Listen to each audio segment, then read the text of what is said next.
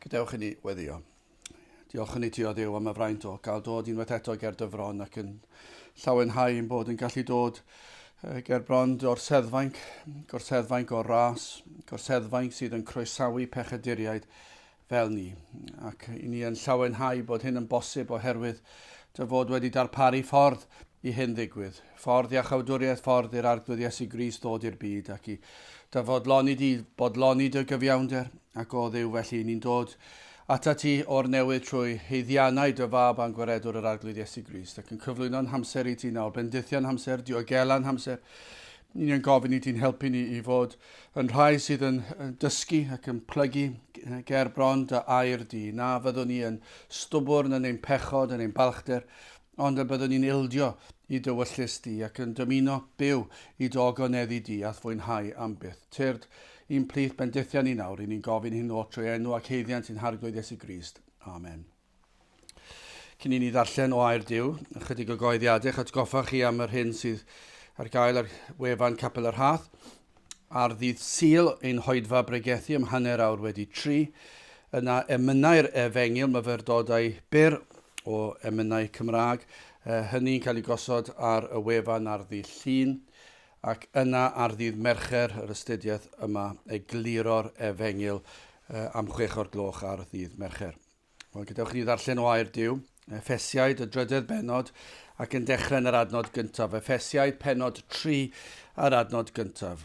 Mwyn hyn mae fi Paul, carcharor Iesu Grist, trosoch wir cenhedloedd, os clywsoch am oruchwyliaeth, gras Duw, yr hon aroddwyd i mi teg ato chwi, mae trwy ddatgyddiad yr hysbysodd efe i mi y dirgelwch megis yr ysgrifennais o'r blaen ar ychydig eiriau wrth yr hyn y gellwch pan ddarllenoch wybod fy neall i yn irgelwch Crist. Yr hwn yn oesoedd eraill nid eglurwyd i feibion dynion fel y mae'r awr hon wedi ei ddatgyddio i'w sanctaidd apostolion a'i broffwydi trwy'r ysbryd. Y byddai'r cynhedloedd yn gyd etifeddion ac yn gyd gorff ac yn gyd gyfranogion o'i addewid ef yng Nghrist trwy'r Efengyl. I'r hon ymgwnaed i yn wenidog, yn ôl rhodd gras Duw, yr hwn a roddwyd i mi yn ôl grymus weithrediad ei allu ef. I mi, y llain a'r lleiaf o'r holl saint, y rhoddwyd y gras hwn i efengylu ymysg y cynhedloedd, Anchwiliadwy, Olud, Crist. Byddai bendith Duw ar ei air, sanctaidd ef. Ni wedi cyrraedd y 19 benod, penod 18, Anchwiliadwy, Olud, Crist. Ac yn defnyddio'r adnod honno ni newydd i ddarllen o Effesiaid y 3 benod ar 8 adnod fel testyn. I mi y llai na'r lleiaf o'r holl saint, y rhoddwyd y gras hwn i efengylu ymysg y cynhedloedd Anchwiliadwy, Olud, Crist. Nawr mae Iesu'r ail yn y benod hon yn rhannu y benod mewn i is-benawdau ac yn gyntaf yr hyn dywed Paul am ei hun, sef y llai na'r lleiaf o'r holl saint, yna'n ail. Yr hyn y dywed Paul am ei swyddogaeth, yr rhoddwyd y gras hwn i efengylu. Ac yn drydedd, hyn y dywed Paul am bwnc ei weinidogaeth, yr Anchwiliadwy, Olud, Crist. Nawr, yn gyntaf felly, yr hyn y dywed Paul am ei hun, sef ei fod yn cyfrif ei hun yn llai na'r lleiaf o'r holl saint. Nawr, pan ni'n ystyried pwy oedd Paul, neu'r hyn oedd Paul, yr hyn a ddywedodd Paul, os darllenwch chi am fywyd y gŵr yma, ar sail ei allu, mae e'n cael ei gydnabod fel un o'r rhai mwyaf galluog sydd wedi rhodio'r ddaear. Ac felly dyn galluog tu hwnt. Mi roedd yn ddydd pwerus hefyd, yn un oedd yn gallu sefyll a dadlau a cadw at ei ddaliadau wedi cael ei fagu fel un o'r Phariseaid ac felly yn un brwd frydig iawn drost ei ffydd. Ond yna, pan ni'n ystyried yr hyn oedd Paul ar ôl iddo ddod yn Gristion, pan ni'n ystyried sut un oedd ni'n aml iawn falle'n haws i ni i feddwl am rhai sydd yn sefyll allan yn yr eglwys yn ein bywydau hi, y rhai ni'n nabod, rhai sydd wedi cael dylanwad mawr arno. Ac falle mi fyddwn ni yn rhoi yn y cyd-destun hynna. Pobl fel Dr Martin Lloyd-Jones wedwch. Dwi wedi cael y fraint o'i gyfarfod ac hefyd ei wraig. Nabod ei wraig llawer gwell, ond wedi cwrdd â Dr Martin Lloyd-Jones hefyd. A dyna i chi rai. Dyna chi, bod tro dwi'n meddwl am rwy fel Paul, mi fydda'n meddwl i mynd syth tuag at un fel hynny.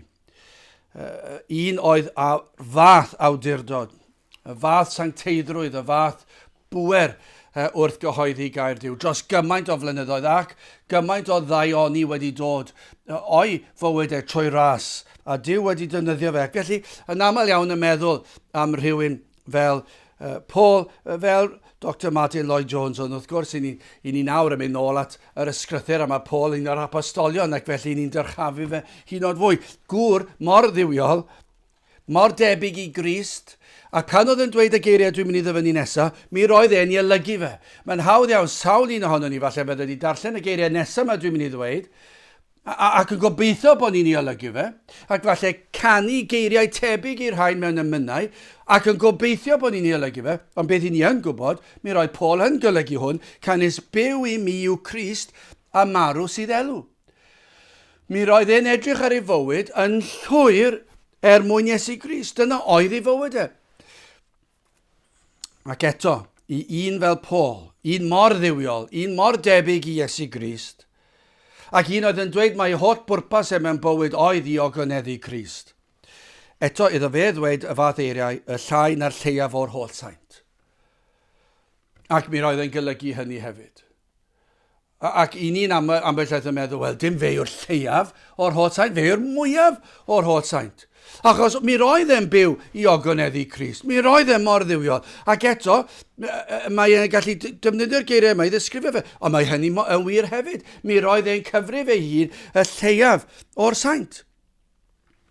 Nawr, dy'r byd, does dim posib i'r byd ddeall fath siarad, y fath ostyngeidrwydd. Dydyn nhw, i ddweud y gwir, i hyd yn os maen nhw'n hoffi pobl sydd yn ostyngedig, eto gyd, dydyn nhw ddim yn gweld yn rhywbeth mae angen i efelychu, achos balchder sydd yn gyrru dyn, ac wrth gwrs mi fydd gostyngeidrwydd hyd yn oed y gorau o'r byd, mi fydd na falchder yn rhedeg trwyddi hefyd o'n i bydd. Mi fydd dymuniad i cael rhyw fath o glod, a dyna yw ein peryg ni, dyna beth i ni mor aml yn ei wneud.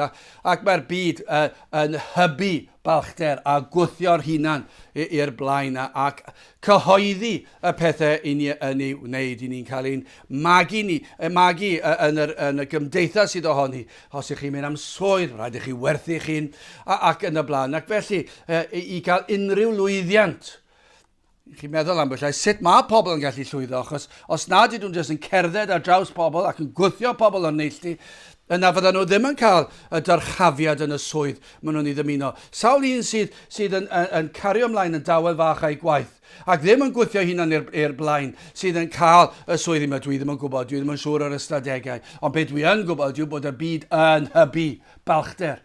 A dyn nhw ddim yn deall rhywun fel Paul, yn gallu wir edrych ar ei bechod ac yn gallu gweld ei berson fel y lleiaf. Dyw Profesor Gwag ddim yn deall y fath siarad chwaith. Mae yna rhyw hyder ond oes yn y broffes fodern, Efengylaidd. Mae rhyw fath o falchder mewn addoliad, mae yna falchder mewn tystiolaethu, mae yna rhyw hyder anhygol o fynd lan at bobl. Nid awdurdod yr ysbryd glân, nid nerth yr ysbryd glân, dim dyna sydd yno, dim yn aml i chi'n gweld hynny, mae i'w gael, ond i chi'n mynd i weld yn aml, ond beth i chi yn gweld yw rhyw hyder fawr, a chi'n gweld pobl yn mynd lan at bobl ac yn dweud wrthyn nhw ac yn y blaen, ond mae yna rhyw falchder yna, rhyw hyder, a dwi ddim yn rhyw fath o'r nerth a'r pŵer a'r hyder i ni'n gweld yn Paul yn ei bregethu. Mae yna gostyngeidrwydd yn Paul, yr oedd e wedi cael profiad o gweld ei bechod. I ni'n gweld Paul yn siarad yn debyg mewn mannau eraill yn yr ysgrythyr. Siarad yn yr un arddull. Philippiaid 3 adnod 12. Nid fel pe pan wedi ei gyrheiddyd eisoes, neu fod eisoes wedi fy mherffeithio. Eithir dilyn yr wyf, fel y gallwy fy maflyd yn y peth hwn hefyd, yr ymaflwyd ynof gan Crist Iesu. Mae e'n ymdrechu, mae e'n ymgeisio. Mae e'n frwydr, mae'n anodd, mae'n teimlo i bechod. 1 Corinthiaid 15:9, cynnes mae fi yw'r lleiaf o'r apostolion. Hwn nid wyf addas i'm galw yn apostol, am i mi erlyd eglwys Duw, oedd e'n cofio ei bechod. Oedd e'n gwybod yn union hyn oedd yn ei galon.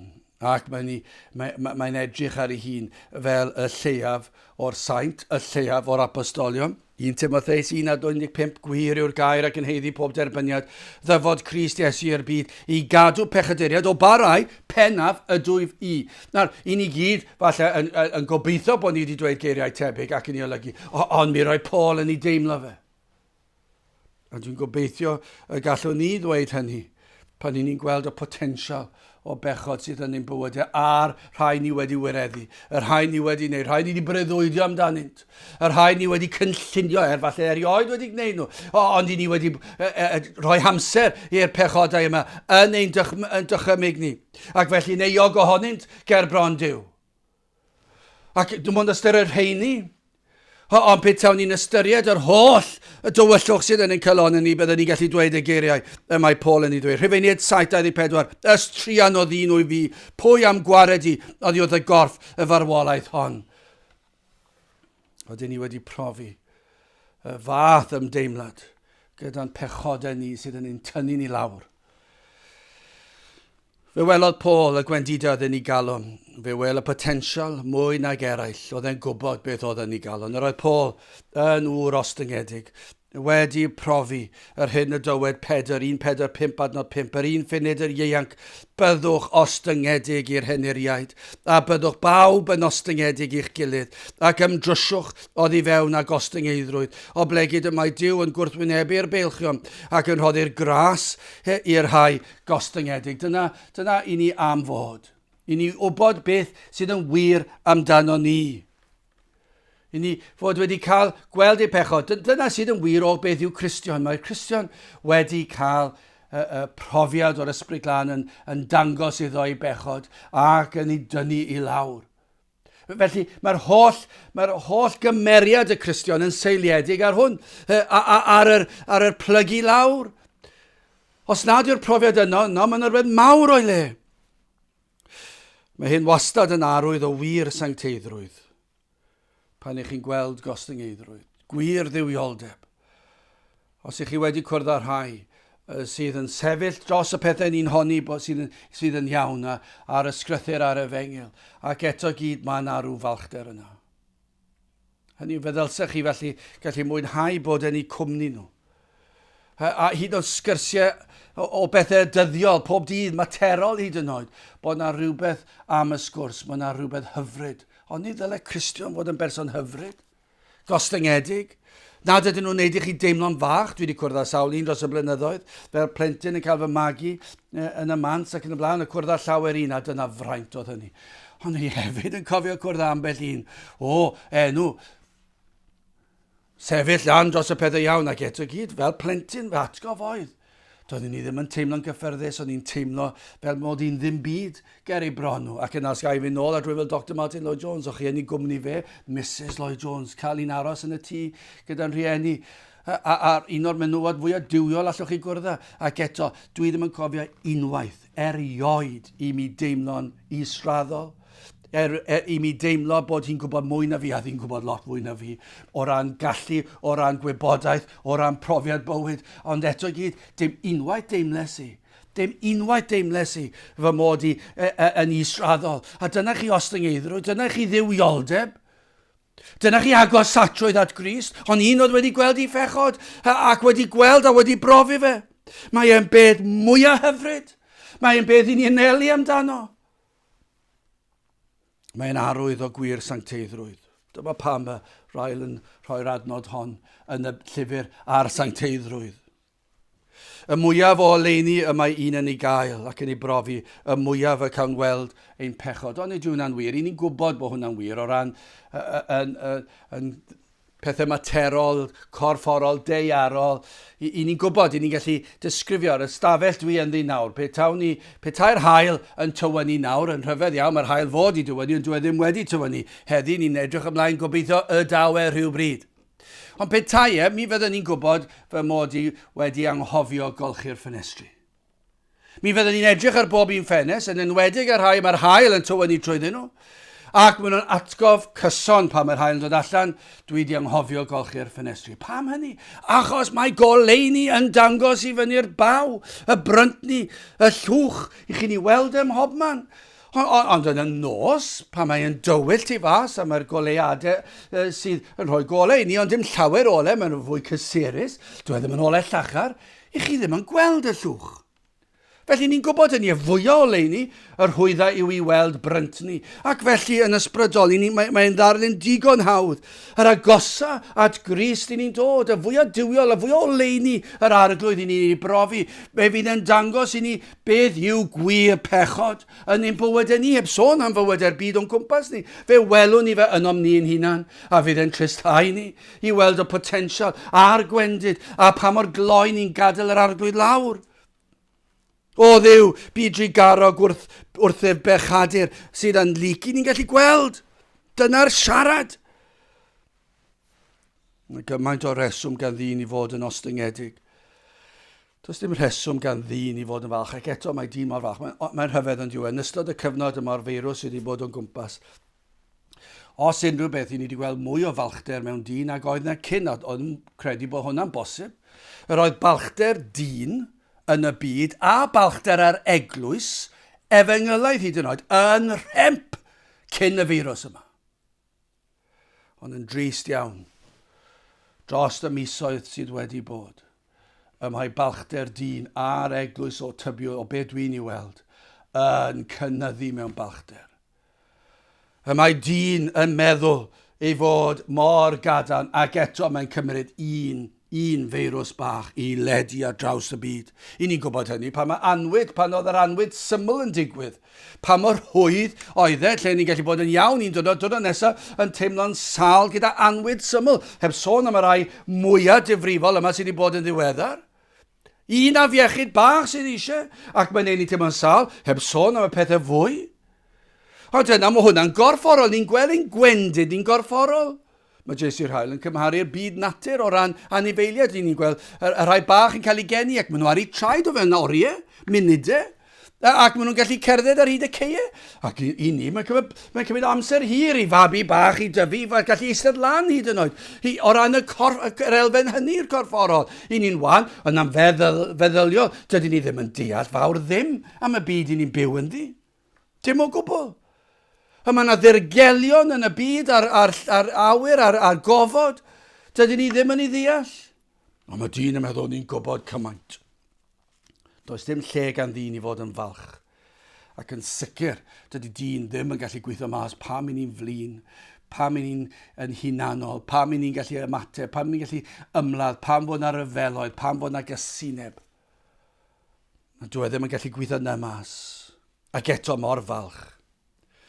O, mae gair Duw yn galw arno ni i geisio gostyngeidrwydd, i geisio fod yn debycach i'r arglwydd Iesu Grist. O, na bawn yn fwy tebyg i Iesu Grist yn byw, yn llwyr gysegri mywyd i wasanaethu Duw.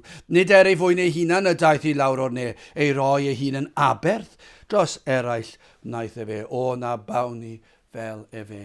Byddech chi bron iawn yn gallu tybio, mae Paul ysgrifennodd yr emyn honno. O na bawn yn fwy tebyg i Iesu Grist yn byw. Ac os fi oedd na unrhyw un yn debyg i'r arglwydd Iesu Grist, yna Paul oedd e. Ac roedd e mor agos yn ei gerddediad at ei waredwr. Ac eto gyd tybio ni fydde fe wedi gallu dweud, mae e wedi dweud geiriau fel hyn. O na bawn ni yn fwy tebyg i Iesu Grist yn byw. Sut oedd Iesu Grist, Philippiau 2 adnod 6 ymlaen. Yr hwn ac e fe yn ffurf Duw, ni thybiodd yn drais fod yn ogofywch o Duw, eithir e fe, a'i dibrisiodd ei hun, gan gymryd arno agwedd gwas, ac a wnaed mewn cyffelybiad dynion, a'i gael mewn dill fel dyn, e fe a'i daros dyngodd ei hun, gan fod yn ifydd hyd angau i angau'r groes. Dyna i chi enghraifft. Dyna i chi'r arglwydd Iesu Grist. Nawr i ni'n gwybod dywed J.C. Rhael, mae yn y nef y cawn wybod yn llawn pa mor ostyngedig dylsem fod. Dyna pan cawn ni ddeall twptra ein balchder ni. A gymaint o achos o fod yn ostyngedig. A pan fyddwn ni yn y nefoedd, dywed Rhael, y bydd geiriau Paul ni fydd geiriau Paul yn ymddangos mor eithafol bryd hynny. Fi'n siŵr bod yna llawer yn meddwl fod geiriau Paul yn dweud mae fe yw'r lleiaf o'r saint, y lleiaf o'r apostolion. Mae geiriau ffals oedden nhw, neu mae geiriau eithafol dros ben llestri mwyn gwneud pwynt. Na, mi roedd Paul wedi profi'r rhain. A pan fyddwn ni'n y nefoedd, byddwn ni'n gallu deall nhw'n llawn. Wel, gewch chi'n symud ymlaen, yr ail is-benawd. Hyn y dywed Paul am ei swyddogaeth. Yr rhoddwyd y gras hwn i beth? I efengylu. Fe wel Paul y fraint a gafodd i bregethu gair Duw yr Efengyl. Yr oedd yn fraint i gael ei achub, ond yna i gael ei alw i'r weinidogaeth ac yn cael ei alw i gyhoeddi yr Efengyl. Ac mae Paul yn gweld ei brif swyddogaeth fel gwas yr arglwydd oedd i bregethu'r Efengyl. Dyna oedd e fod i wneud. Dyna oedd ei alwedigaeth. Dyna oedd ei brif alwedigaeth. Nawr wrth gwrs, mae yna pethau eraill mae gweision yr arglwydd yn gorfod wneud. Ond y prif darged. Dyna be fydden nhw'n wneud mwyafrif o'r amser. Dyna be fydd pwnc y bregaeth, mwyafrif yr amser. Dyna be fydd yn wneud mwyafrif o'i oedfawn neu beth fydd yn wneud pregethu. 1 Corinthiaid 1:17. Canis nid anfonodd Crist fi i fedyddio, ond i efengylu. Dyna oedd ei nodau. Ei nodau oedd nid canolbwyntio ar y pethau eraill. Mae rhaid cael rhai o'r pethau eraill yna, ond mae rhai pobl yn gosod rhaid mor uchel, mor bwysig. Ac eich chi'n meddwl, wel, dwi ddim yn siŵr beth yw'r Efengyl yn y lle cyntaf. Falle mae pethau ar y cyrion yma nhw'n meddwl yw'r Efengyl. Na, yr Efengyl i Iesu Grist a'i groes. Ond beth gafodd ei alw oedd i Efengyl i bregethu. Dyna fel oedd Paul yn ei weld e. 1 Timotheus 2:7. I'r hyn ymgosodwyd i yn bregethwr. Dyna beth gafodd ei osod i'w wneud. 2 Timotheus 4:17. Fel trw o fi y byddai'r pregethiad yn llawn hysbys. 2 Timotheus 1:11. I'r hon ymgosodwyd i yn bregethwr ac yn apostol ac yn athro'r cenhedloedd. Fe gafodd ei osod i fod yn bregethwr. Titus 1:3.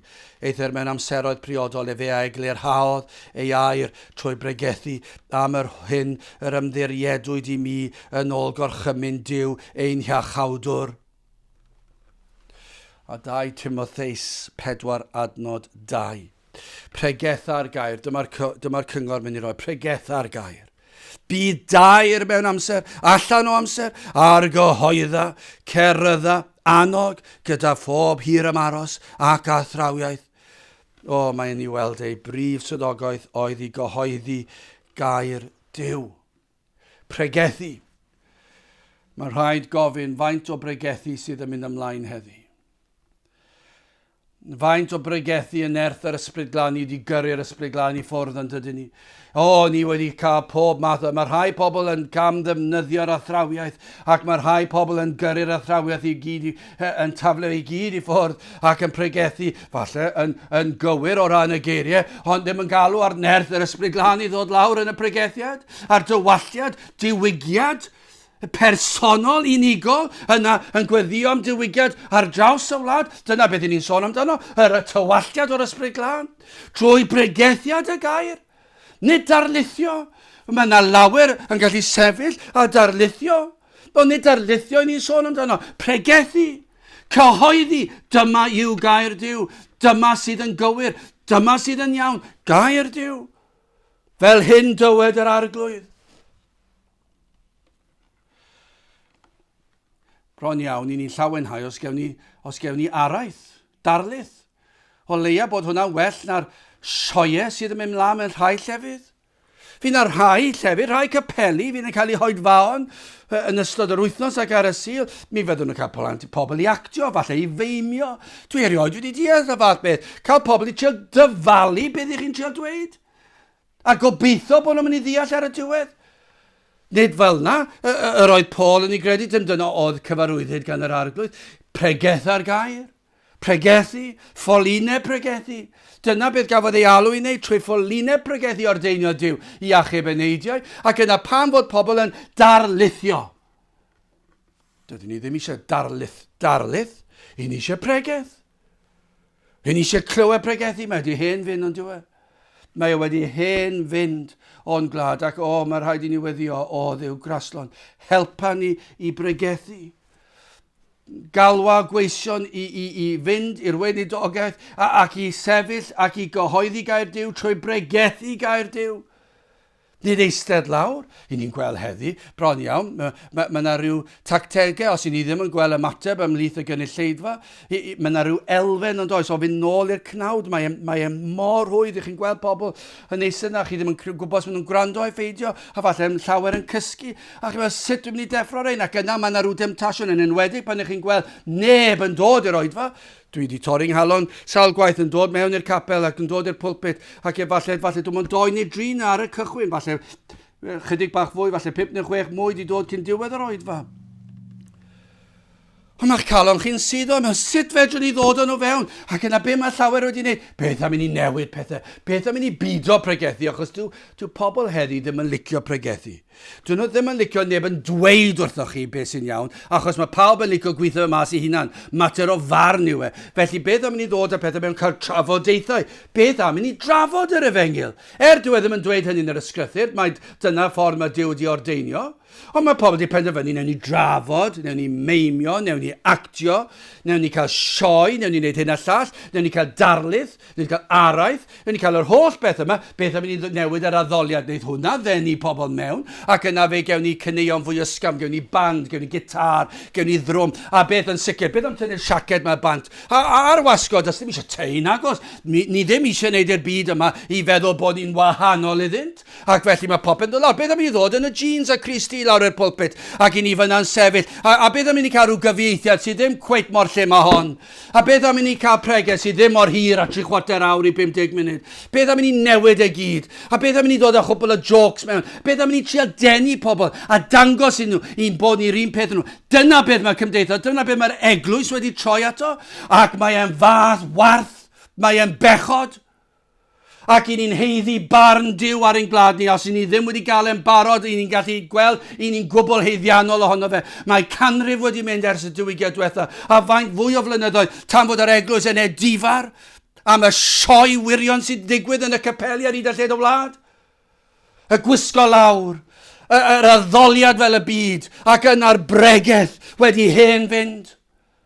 Dyw pobl ddim yn pregethu, ac mae'r eglwys yn brysur iawn yn cymryd allan at gymdeithas, ac yn brysur yn cael pwyllgorau drefnu sut allwn ni wneud hyn a'r llall.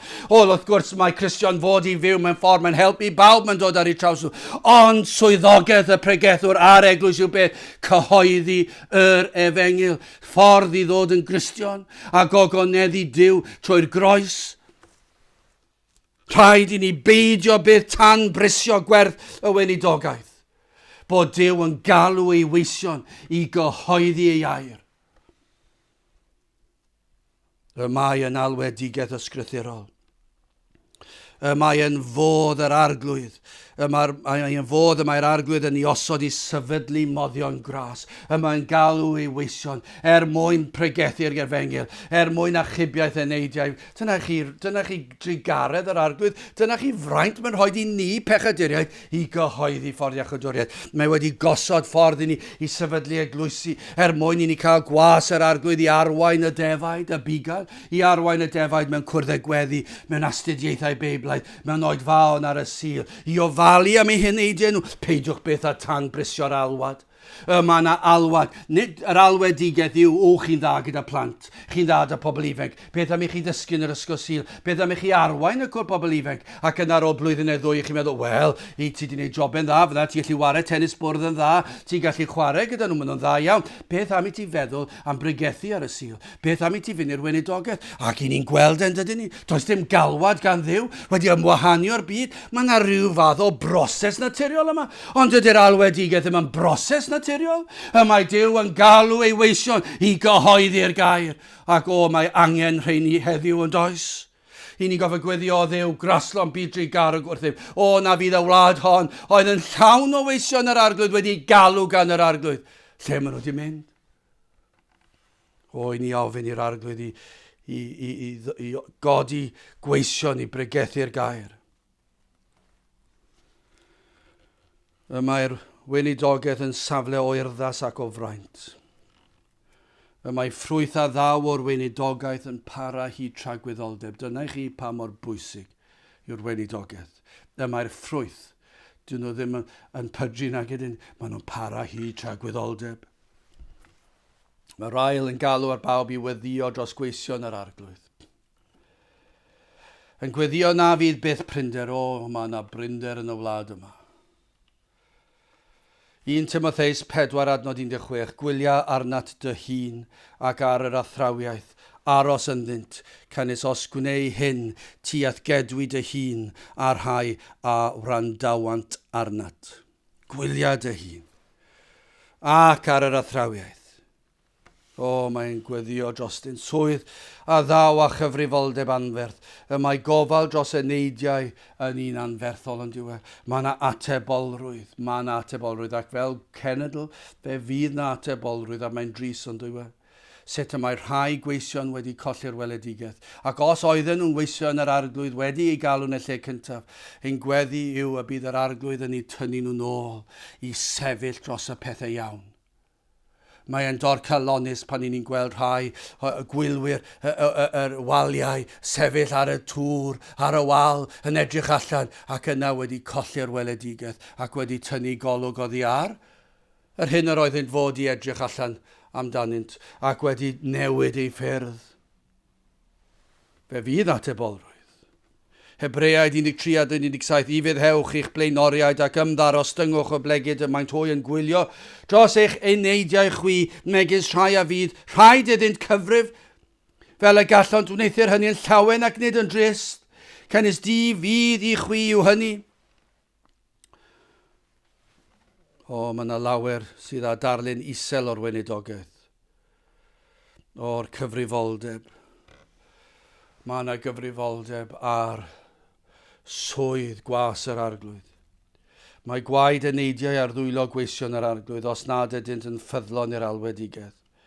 Felly gweddiwch dros weision yr arglwydd y byddant yn ffyddlon ac yn cael eu cadw'n ffyddlon ac yn cael eu hamddiffyn ar flaen y gad. Mae'r un drwg yn ymosod ar Gristnogion, mae'n ymosod ar weision yr arglwydd. Ar ôl pregethu, mae'r un drwg yn sibrwd ac yn dod ac yn ceisio dod ag amheuon, yn dod ag ofnau, yn dod ag iselder, yn dod beth o pwrpas. Does neb yn mynd i ymateb i beth i ti'n dweud, neb yn licio beth i ti'n dweud. Mae'r ffordd i ti'n dweud e, so nhw'n licio ffordd i'n dweud e, ti'n dweud yr uchel, ti'n dweud Mae pob math ac yna mae'r un drwg yn dod ac yn ceisio tawelu gweision yr arglwydd. Dyna be mae eisiau gwneud. Os allai tawelu unrhyw beth am gyhoeddiad Iesu Grist a sancteiddrwydd a dywioldeb a ffyrdeb, fe fydd yn ei wneud e. Gweddiwch felly dros gweision yr arglwydd a byddant yn cael eu cadw a'i hamddiffyn rhag ymosodiad yr un drwg.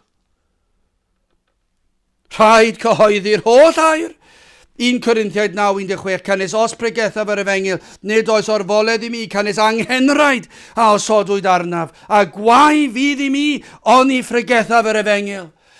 Gwai fydd os na ffregethaf yr Efengyl. Ac i'n dod nôl at yr Efengyl, pregethu, nid trafod, nid darlith, pregethu beth yr Efengyl, gwai fi os na fyddwn ni'n ei wneud e. Yr isbennod olaf. Y drydedd, hyn dywed Paul am bwnc ei weinidogaeth, yr anchwiliadwy olud Crist. Nid ydym yn disgwyl i Paul bregethu ar ddim byd arall nagyn, ond am Iesu Grist. Dychmygwch petai themau Paul dros y lle i gyd. Mi fyddech chi yn rhyfeddu ar ôl y profiad gafodd e. Byddai ddim yn gwneud synwyr na fydde. Mi fyddech chi'n meddwl dyna chi ond dyw e ddim, achos dyw e ddim wedi digwydd felly. Mae o wedi cadw'n ffyddlon at yr hyn oedd e fod i wneud, at yr Efengyl, at Iesu Grist. Pam? Fe gafodd e'r fath brofiad ysgytwol, troedigaeth. Cyhoeddodd yr hyn oedd angen i gyhoeddi. Oedd e'n gwybod beth oedd ei angen arno fe. Roedd e yn y fath bydewerchill. Roedd e yn y fath bechod a'r balchder o grefydd. A fe gafodd e weld i bechod. Ac felly mae e'n mynd at wraidd y mater, pechod dyn, Dyw holl alluog. Dyna be mae'n neud, mae'n pregethu am Dduw, am ei fawredd, am ei ogoniant, am ei sancteiddrwydd, am ei byrdeb, ac yna mae'n pregethu am ddyn wedi eni yn ei bechod. ac yn dweud mae llygredd pechod yn rhedeg trwyddi. Mae yn bechadur ac yn atebol, mae yn farw yn ysbrydol, fe fydd yn marw yn gorfforol ac oherwydd i bechod fydd yn marw yn dragwyddol hefyd. Dyna yw ei gyflwr, mae'n gwybod, mae'n pregethu hyn, mae'n dweud wrth bobl, dydych chi ddim yn mynd i gredu'r Efengyl, pam? I chi'n ddall, i chi'n bechaduriaid. Mae e'n mynd at y gwraidd, mae e'n mynd at y broblem, ac yna be mae'n neud, mae e'n dyrchafu'r ateb. Mae e'n mynd at Crist, mae e'n cyfeirio at Crist am ei fywyd, iddo fodloni gofynion y tad. Fe nath e gadw'r gyfraith yn llwyr. Does dim un pechod yma'r arglwydd Iesu Grist erioed wedi wneud. Bywyd gwbl sanctaidd pur, dynam, yr oen dynam. Ac yna mae Paul yn dyrchafu ei farwolaeth, y groes, ffolineb y groes. Mae'n pregethu'r groes, mae'n dweud nid y cynllun byn y ec gan ddiw oedd hwn, bod yr iddewon a'r Rhufeiniaid wedi ddalen y diwedd ac wedi laddau. Na, dyna pan dath e, drychwch ar Eseia, drychwch ar y proffwydi. Dyma oedd cynllun Duw, dyma pam y ganwyd e. Pam y ganwyd Iesu Grist? Mwyn y groes. Pam hynny? Mwyn ar y groes. Yr oedd Iesu Grist yn mynd i rhoi ei fywyd. Yr oedd yn mynd i dywallt ei waed. Ac ar y groes yr oedd y tad yn tywallt ei ddigofaint, ei gosb am bechodau ei holl blant. A dyna be mae Paul yn pregethu. Dyna yw pwnc i bregethu fe. Y groes. Fel ateb i'n problem ni, fod Iesu Grist wedi derbyn y gosb yn ei lle ni. Mae'n pregethu am yr atgyfodiad. Mae hwn mor bwysig. Yr atgyfodiad yn dweud beth? Bod Iesu Grist wedi concro'r beth a Satan a phechod a giffen. Mae wedi delio gyda'n pechod. Dim syndod, mae'n dweud pregethodd Anchwiliadwy Olud Crist. Dyma chi iaith, un oedd wedi profi llaw Duw yn dangos iddo fe ei hun ei bechod, ac yna dangoswydd profwyd yn do ar y daith hynny, y goleini fe welodd ei Iesu Grist. A'r hyn a wnaeth Iesu Grist drosto, fe wel yng Nghrist y ceir popeth sydd angen ar ei enaid. Dyna be gafodd Paul, y profiad gafodd Paul, fe welodd ei Iesu Grist, ac ynddo ef ceir pob dim. Pob dim sydd yn angen i achub yr enaid. Pob dim yng Nghrist sydd yn mynd i alluogi'r Cristion i fyw yn sanctaeth ac yn bir. Rwy'n gallu gwneud pob dim trwy Iesu Grist. Fod na fwy yng Nghrist nac y gallu meddyliau ddeall nac am gyffred. Mae yn cyfeirio bod y fath gyfoeth sydd ar gyfer ein heneidiau yn Iesu Grist.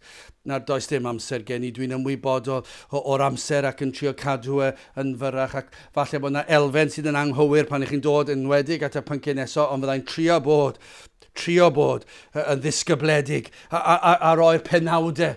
Ond yna bregedd ym mhob un o'r geiriau yma. Mae yna gyfoeth ym mherson Iesu Grist, dyna be mae Paul di weld. Mae wedi cael profiad o Grist. Mae yna gyfoeth yn ei berson, fe wel dyn perffaith yr arglwydd Iesu Grist. Yr oedd yn ddyn ac yn ddyn perffaith. Yr oedd yn dduw ac yn dduw perffaith. Ac mae'r undod yn berffaith rhwng Duw a dyn. Mae'n anhygol. Mae yna ddirgelwch anhygol. Mae yna gyfoeth yn y pwnc yna. Yn niwdod yr arglwydd Iesu Grist. Yn ei ddyndod e. Mae yna gyfoeth yng ngwaith Iesu Grist drosto ni. Fe wnaeth yr Iesu yn iawn drosto. Fe waredodd e ni, mae'n mabwysiadu ni, fe fodlonodd e tad, fe yn yr arglwydd Iesu Grist. Mae'n pechod yn cael ei ddelio, mae yna gyfoeth yn swyddogaethau Iesu Grist, mae'n offeiriad. Allen ni fe mlaen am oriau yn hynny gallen? Dyna chi bwnc i bregethau, mae offeiriadaeth Crist. Fe yw'r aberth. Nid fel yr oedd yr offeiriad yn yr Hen Testament yn cael oen ac yn ei laddau ac yn ei aberthu fe a dros bechodau'r pobl pwyntio at Grist oedd hynny. Ond nawr mae Iesu Grist wedi dod, fe yw'r offeiriad, fe yw'r aberth. Mae'n eiriolwr, mae'n eiriol trosom yn diwedd. Mae'n pledio trosom, mae'n gweddio trosom. Mae'n figael, mae'n ein harwen ni yn diwedd. Mae'n arwen ni at y fan lle ni wrth droed y groes yn y lle cyntaf ar gyfer achub yr enaid. Fel darlun o ddafad yn syrthio dros ochr y clogwyn, ac yna'r bigel yn dod i fyny ac yn ei bigo fe fyny, ac yn achub y ddafad, ac yna mae'r bigel yn arwain y ddafad i'r mannau, lle mae'r borfa, a lle mae'n gallu byw a cael dŵr. Ond dyna yw Iesu Crist. Mae'n achub ni'n y lle cyntaf, ac yna mae'n arwain i'r nefoedd. Mae'n frenin, mae'n dangos i ni sut i ni fod i fyw. Mae'n brenin sydd yn dweud wrthyn ni'r hyn sydd yn disgwyliedig ohonom ni, ond hefyd mae'n frenin sydd yn amddiffyn ni. Mae'n broffwyd, mae'n dysgu ni, mae'n dangos i ni. Allen ni fynd mlaen, mae yna gyfoeth yn ei enw, fe yw bara'r bywyd. Fe yw'r drws, fe yw'r ffordd, fe yw'r gwirionedd, fe yw'r graig, fe yw ein clogin o gyfiawnder. Allen ni fynd mlaen, gallen. Mae yna gyfoeth ym mhriodoleddau Crist. Mae yna gyfoeth yn ei drigaredd. Mae'n drigarog. Mae'n amyneddgar gyda ni. Wrth i ni ddod o dywyllwch i oleuni, falle blynyddoedd, falle rhai sydd yn gwrando wedi bod blynyddoedd yn y byd yn gwrthod yr Efengyl. Ond mae'n drigarog ac yn hir ymaros. Ac yna fel plant i'r arglwydd, fel Cristnogion, mae'n drigarog wrth i mae'n hir ymaros, ei gariad. Mae'n cydymdeimlo gyda pechaduriaid.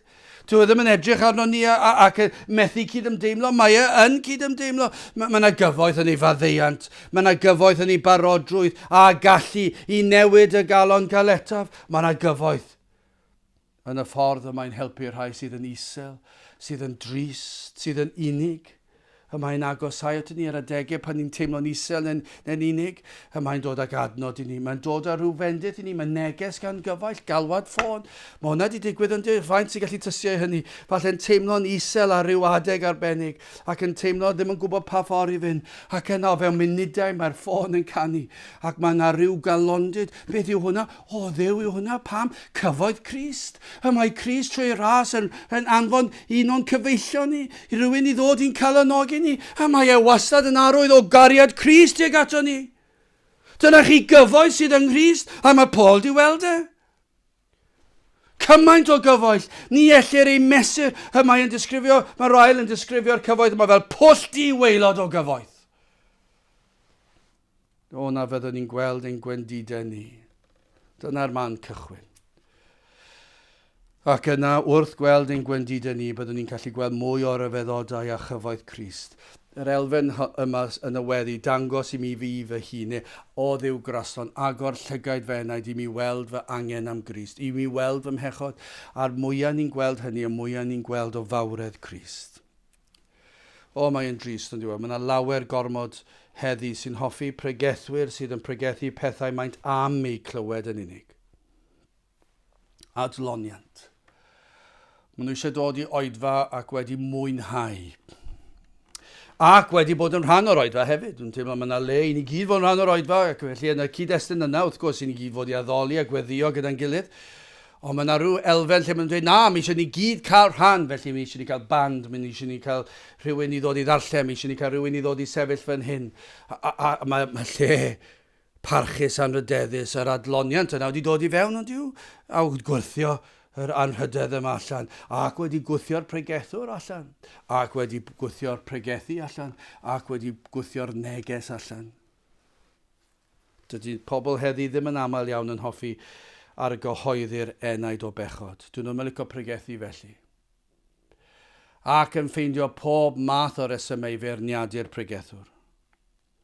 Maen nhw am pregethwyr sydd yn caniatáu'r byd.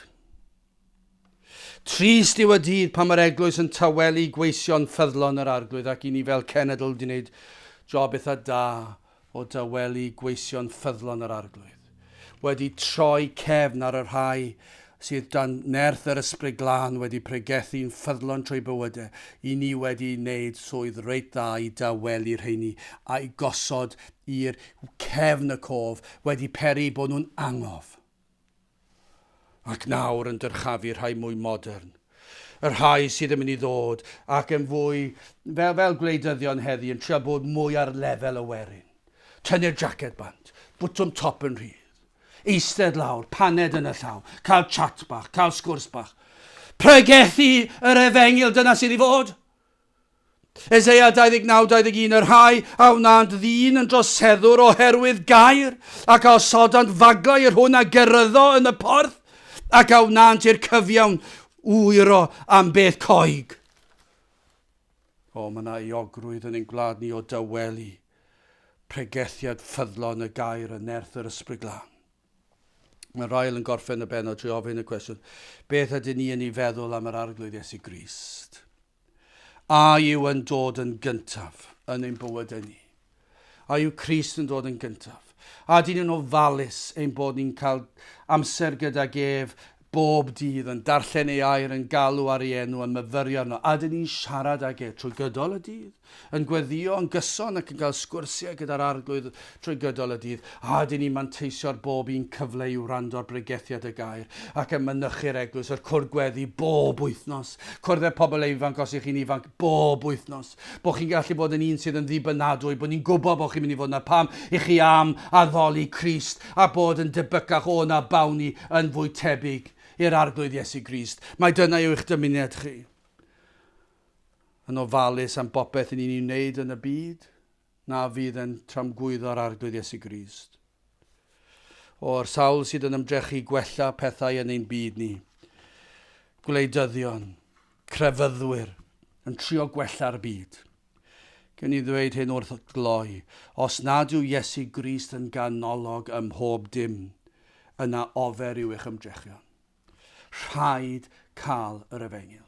Rhaid pregethu'r Efengyl. Fi'n cofio blynyddoedd yn ôl tra yn y coleg yn clywed rhai pobl ifanc yn dweud hyn yn chwerthin am ben. A dwi'n bron yn siŵr yn gwybod gan bod ni yn gartref yn ein capel ni i fy nhad pregethu'r Efengyl bob nos Sul yn ddiffael.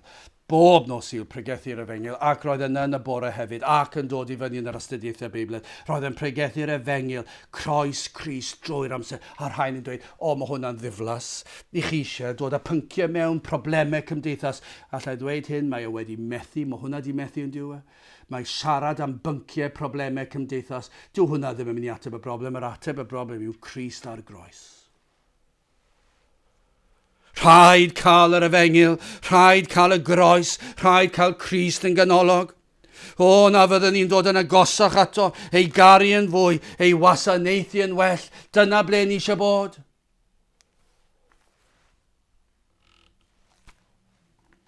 Ydyn ni'n gallu siarad fel yr oedd yr apostol Paul yn siarad. I mi y llain a'r lleiaf o'r holl saint. Yr rhoddwyd y gras hwn i efengylu ymysg y cenhedloedd. Anchwiliadwy Olud Crist.